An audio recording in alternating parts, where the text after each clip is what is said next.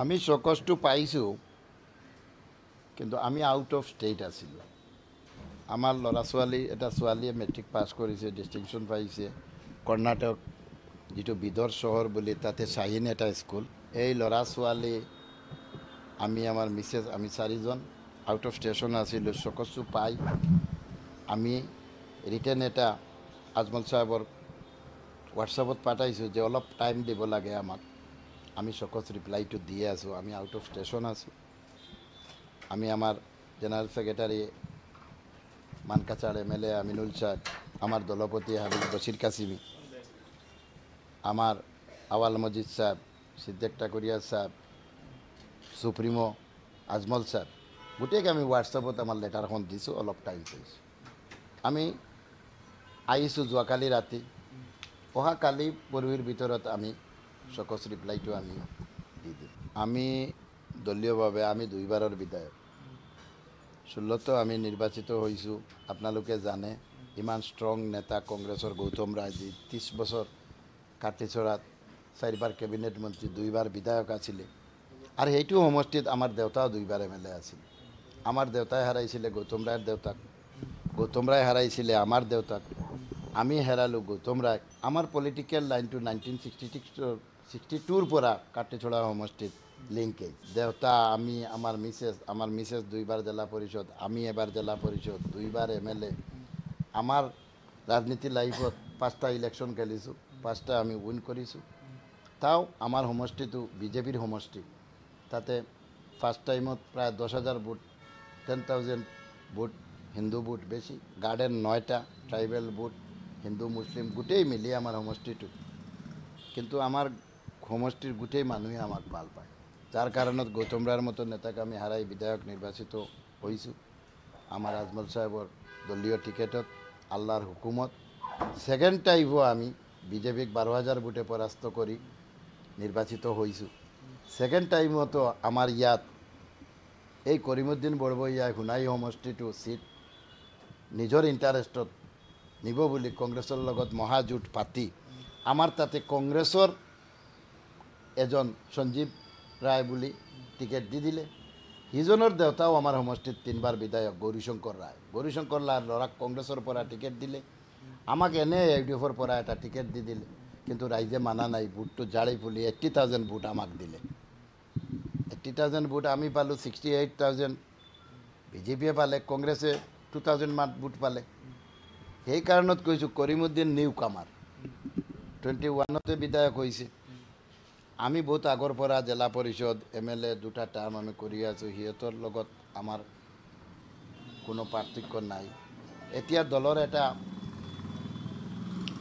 পদত আছে, সিজনে কি কৈছে এইটো আমি চাই লাভ নাই। আমাৰ দলীয় সুপ্ৰিমো আজমল সাহেব আছে, কোৰ কমিটি আছে, আমাৰ বিধায়ক মণ্ডলী আছে, গোটেই বহি পৰ্যালোচনা কৰি যি সিদ্ধান্ত ল'ব।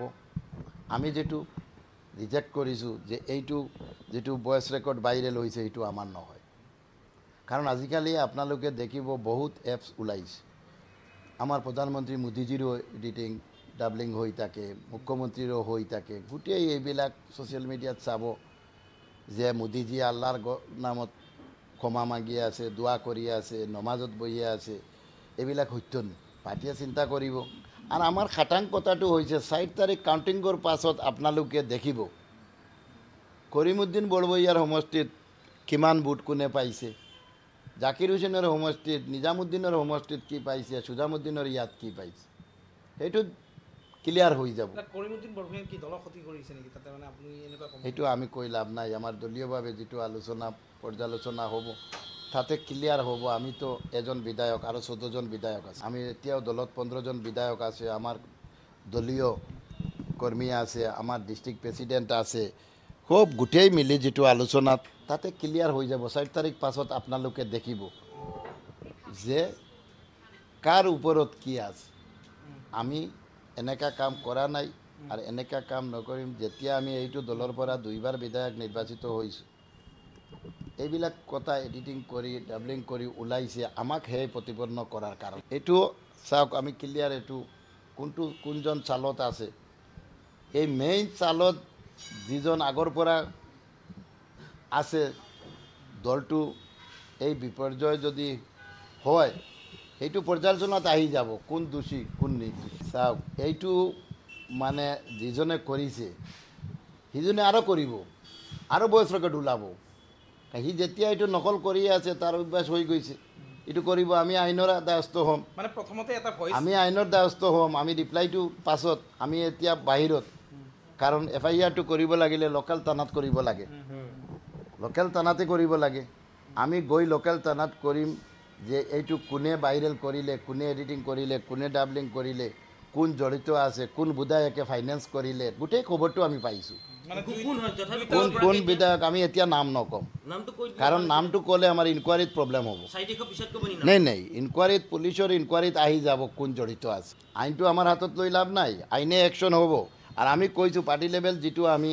ৰিপ্লাই দি আছোঁ দিম পাৰ্টিয়ে যদি এইটো বিশ্বাসত ল'ব নোৱাৰে তেনেহ'লে এইটো এটা ইনকুৱাৰী দি দিয়ক ইনকুৱাৰীত ওলাই যাব কোন জড়িত কোনে এইটো কৰিছে তাৰমানে এজন MLA জড়িত আছে আছে 100% MLA ফাইনেন্স কৰিছে কিমান সেইটো আমি নাজানো এই নেক্সটত এই যিটো ল'ৰা দিয়ে এইটো কৰিছে তাক এটা গড় বনাই দিব সেইটোও প্ৰতিশ্ৰুতি দিছে গোটেই যেতিয়া আইনৰ পথত যাব পুলিচে ইনভেষ্টিগেশ্যন কৰিব গোটেই ওলাই যাব কোন MLA জড়িত কোনে কিমান টকা দিলে কোনে কি কাম দি আছে গোটেই ওলাই যাব আৰু আমাৰ মেইনলি হৈছে 4 তাৰিখৰ পাছত গোটেই অসমে গম পাব যে হাইলাকান্দি জিলা কৰিমগঞ্জ জিলাত ইলেকশ্যনৰ ৰিজাল্টটো কি হৈ আছে আৰু কাৰ ভৰিত কিমান দম আছে সেইবিলাক এনে কাউণ্টিঙৰ পাছত ওলাই যাব ৰাইজে ভোট দিছে EVM-ত বন্দী আছে EVM-ৰ পৰা যেতিয়া কাউণ্টিং হ'ব তেতিয়া একদম কোনে কিমান পাইছে UDF BJP